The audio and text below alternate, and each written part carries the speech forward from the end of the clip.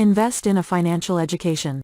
When you invest in yourself and learn how to manage your money, there will be a high return on investment for years to come when you use the financial skills you have learned to manage your money better. The return on that investment of time, money and energy will multiply itself over the years and will likely be the best investment you have ever made for yourself and your financial future. Lay out a plan for success. Having a plan is by far the most important secret of all. A goal without a plan is just a wish, so for you to achieve your financial goals, you need to plan out your investments. When you plan and map out your goals, it's easier to measure your results against your goals and hold yourself accountable. Having a plan makes your goals actionable. Your net worth lies in your behavior around money.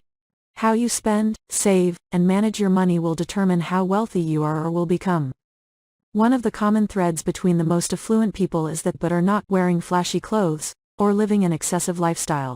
It is tempting to purchase a beautifully branded, fully loaded luxury vehicle that will cost you close to 6 figures, if not more. Still, that money would be better invested in paying you a return on that investment. People often don't realize that instead of spending your money as it comes in, you can get your money working for you through investments, then earning passive income on those investments.